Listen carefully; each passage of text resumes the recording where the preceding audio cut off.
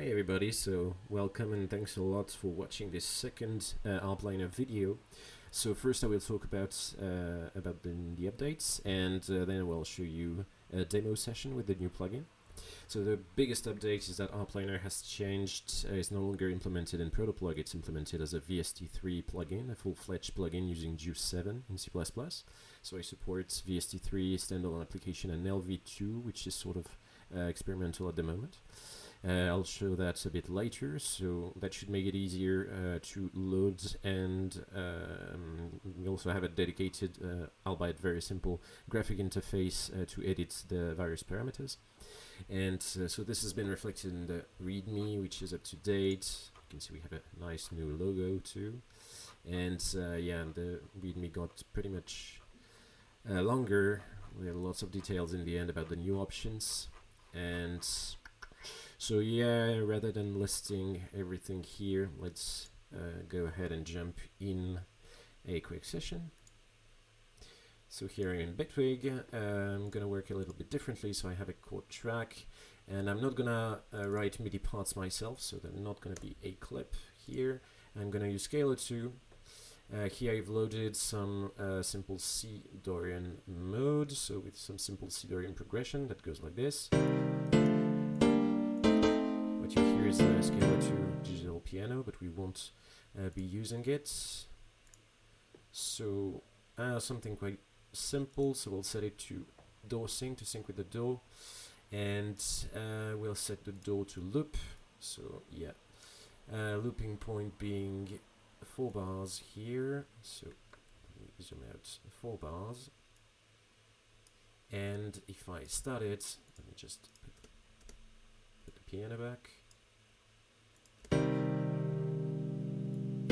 Yeah, so you see it changes in sync with the bars here.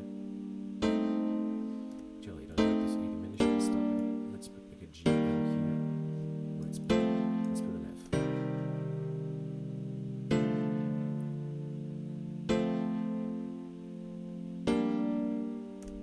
Okay, let's leave that.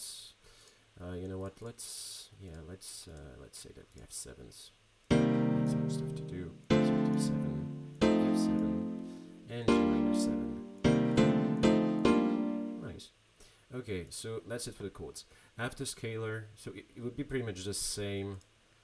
For instance, I could skip scalar. I could drag the MIDI here in a clip, and that might make it simpler. So now let me just remove scalar, and now I have no sound because I don't have a scalar internal sampler. So let's just replace it by a simple piano preset like this one.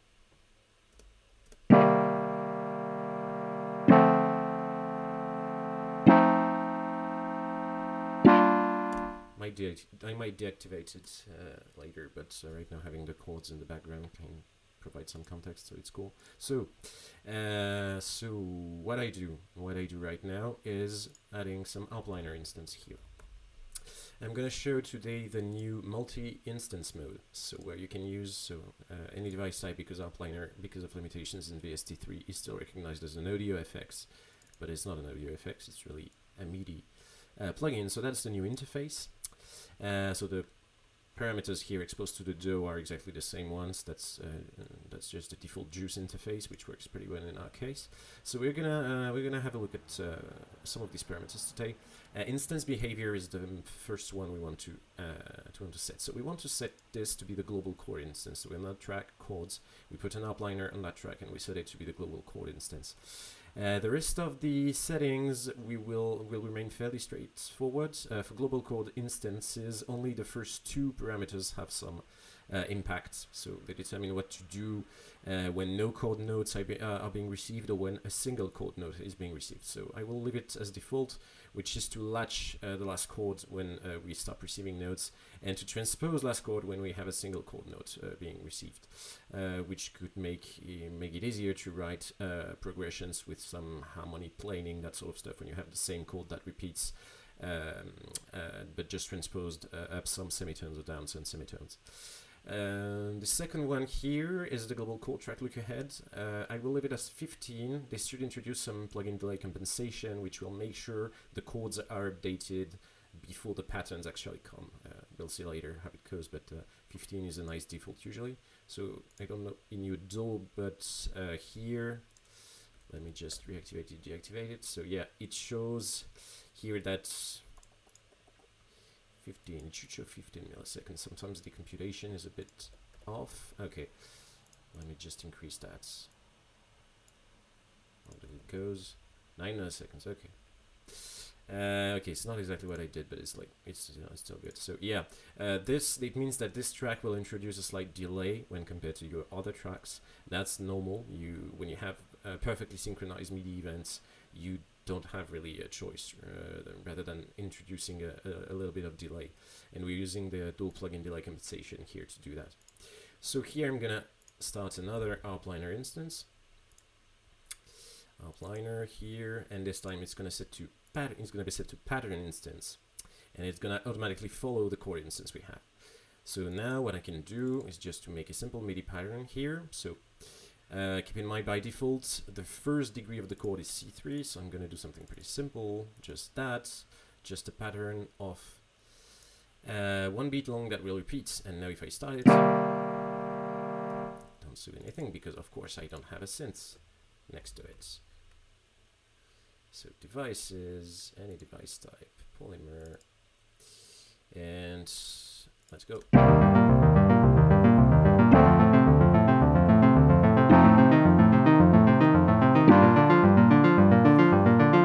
Okay, fairly standard.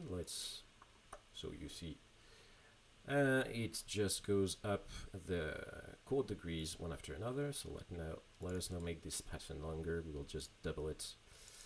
And sort of change the second one. So let's say that we have some sort of pedal points for the second one.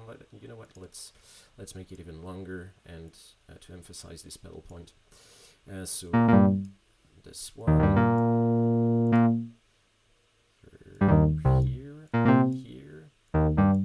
here, and let's say we go down.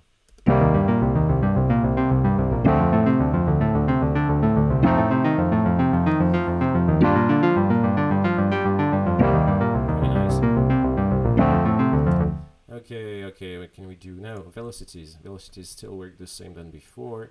You can just, let's say, all of these and all of, wrong button. So all of the notes that do not perfectly land on a beat, we will just reduce the velocity a little bit. These ones too. Why does it keep selecting the beat notes? I have to be very precise. And that one too. So yeah. Let me increase the velocity of the notes. No, not this one. It's this one.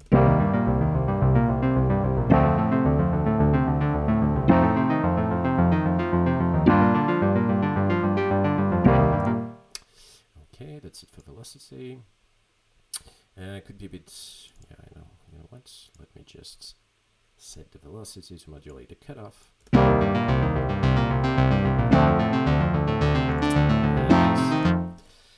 Nice. Okay, so we have another way to emphasize our beats now, because this is really where this method of using MIDI data as a pattern really shines, is that, well, you can just use MIDI data as it comes. So here I use velocity to express, to make my pattern contain some accents.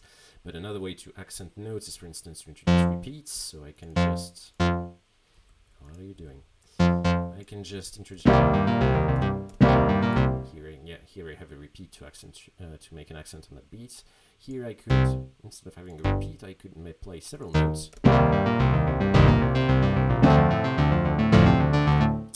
Not right. I don't like it. We could do it softer. Oh, maybe this is, yeah. Let's run it down and let's have some little ascending figure.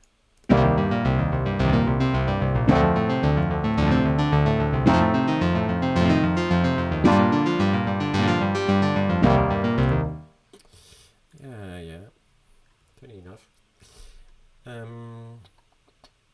Yeah, so here we kept the pattern and the chord track very much in sync. So you see one beat for each chord, so sorry, 1 bar for each chord, and the part is sort of is divisible in also 1 bar phrases. So yeah, let's now throw that out the window and just do something a bit more wonky. So my pattern will now be only 3 notes long.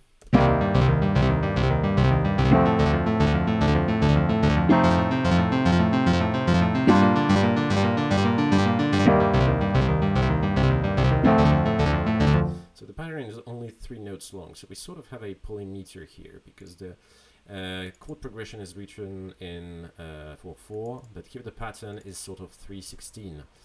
Let me get that right. Yes, 3/16.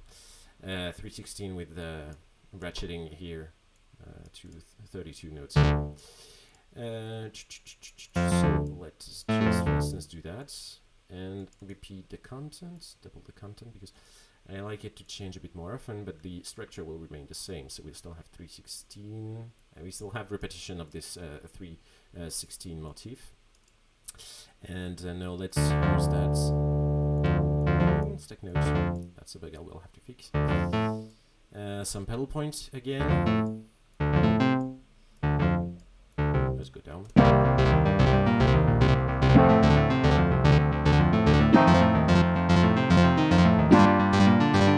May like it or not. May sound better if I had some drum machine here to just have some sort of accentuations to this these 16 notes. Yep, let's use a very something quite. Hey, why are you not loading? Okay, taking some time. Okay, yep.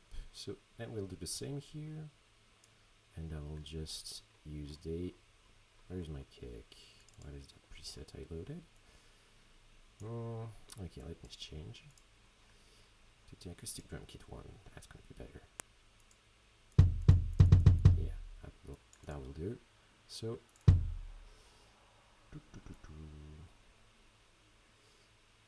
nope, that was good. That was good. So yeah, 3/16 notes, and let us do 32, 32, 16. And 16.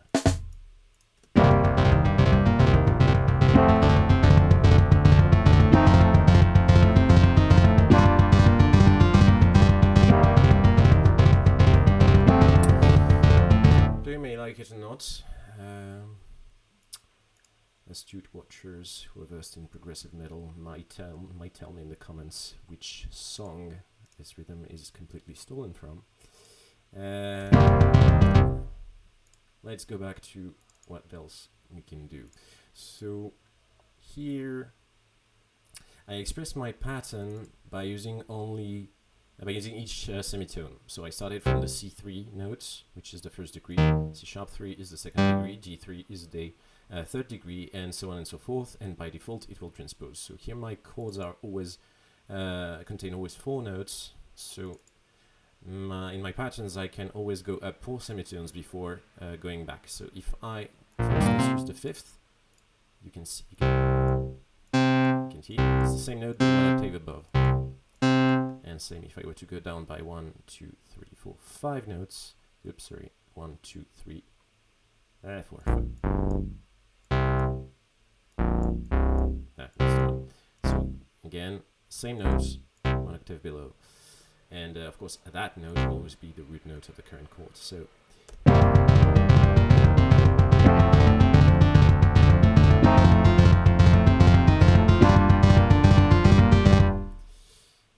but I can do otherwise. For instance, if I'm recording my patterns live and I have a regular MIDI keyboard at hand, it may be more useful, more practical to only use the white notes for the pattern. So for instance, here you go in the Arpligner instance for the pattern track, for one of your pattern tracks, so you can set it differently per each instance.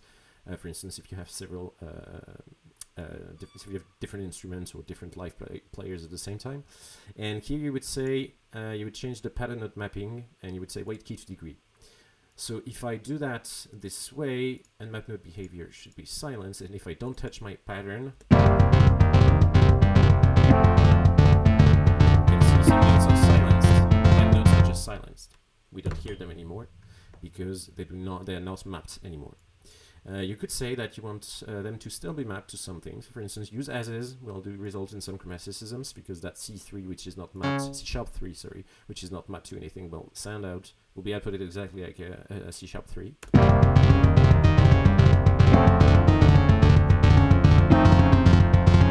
Personally, I would like that for a few bars.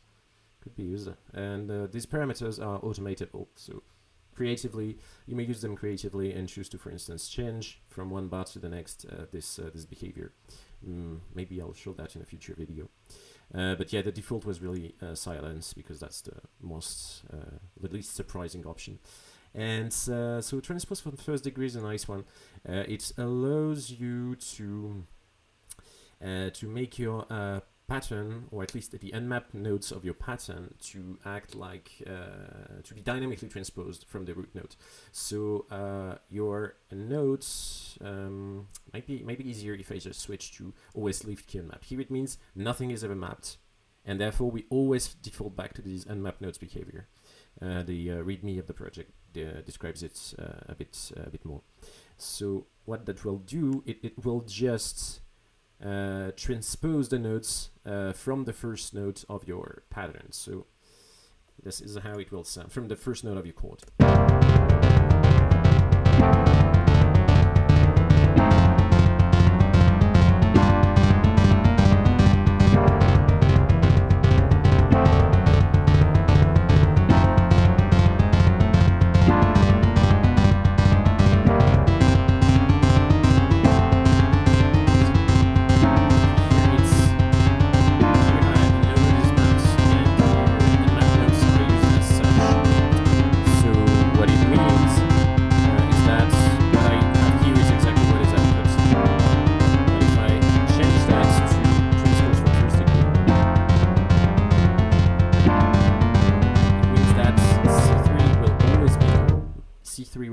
First degree of the current chord, but then I will progress up by semitones. So C#3 will no longer be the second degree of my chord. It will just be one semitone up, one semitone above the first degree of my chord. So here it's still a chromatic part, but you have to think that each time the chord changes, actually the meaning of C3 changes, and all the other notes are just transposed up or down.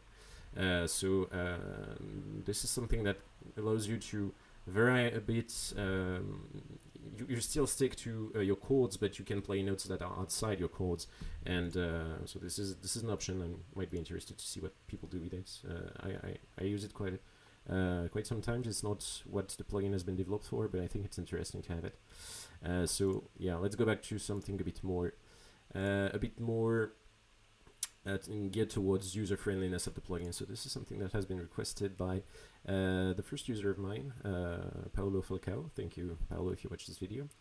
And so this is the idea that the way it works by default is that it dynamically wraps. So you're not sure exactly which note will correspond to each note of the pattern. For instance, if I have always four notes in my chords, then I'm sure I will be looping back every fourth note.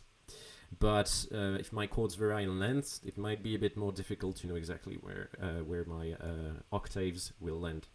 So there is this pattern octave wraparound that can be changed. And for instance, you can say that it wraparounds only every 13th pattern note. It means that when you set it like that, the octaves correspond exactly to what it is on your piano roll. So for instance, nope.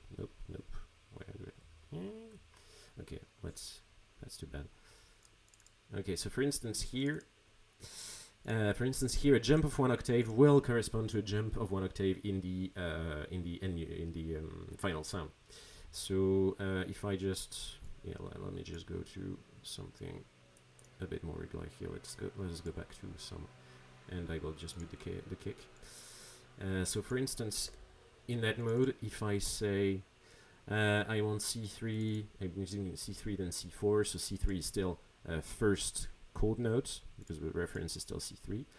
But here C4, because we said that we wrap around only every 13th pattern note, it means that here it will be my, I know it will necessarily be my root note, the root note of my chord, but transposed 1 octave above.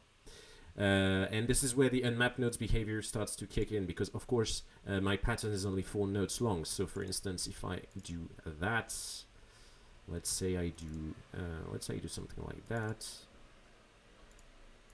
and it means that this note, I'm 1, 2, 3, 4 steps above. So if this is the first degree, second, third, fourth, then this note is mapped to nothing because there is no 5th degree in my chord. So what can I do? Well, it really depends on the unmapped note behavior that you select. You can use as is, or you can use the transposition so you can say this note will be 5 semitones away from the root note of the chord.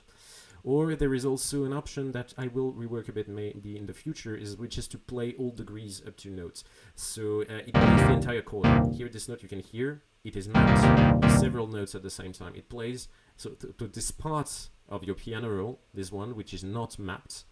So the 5th semitone up to the next octave is actually used to play the entirety of the chord. But you can filter it. It filters the note, for instance. It might be not super clear here.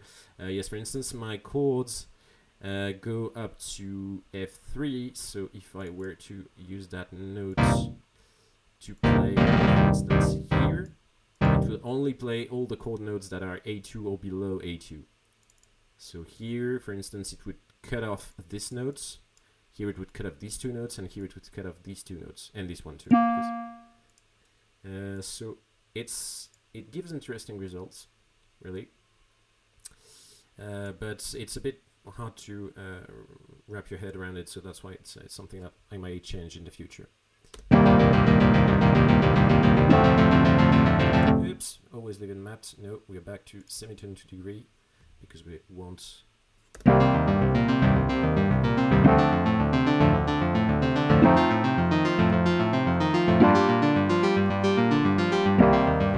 and so here you have the advantage of having more predictable patterns, because you know that this will really sound like an octave jump, but you lose the advantage of being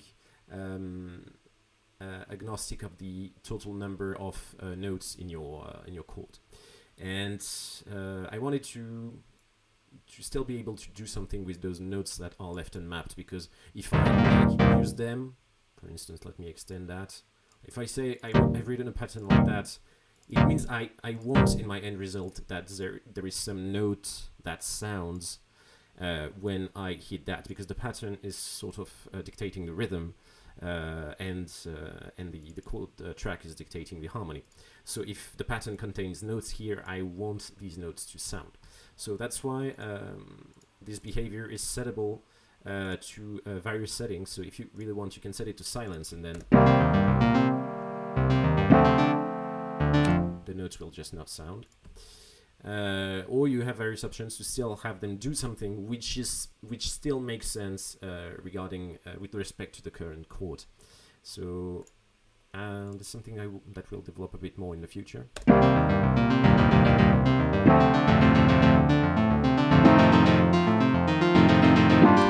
You may like it or not, but at least it fits the bill of respecting the rhythmic character of the pattern and respecting the harmony of the chord track.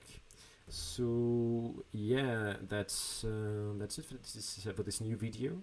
So just to remind you that we have a matrix channel here, accessible here. So pretty empty for now, but I welcome you guys anytime to have a quick chat if you have troubles with using the plugin, if you encountered bugs, if you have questions, feature suggestions, or anything.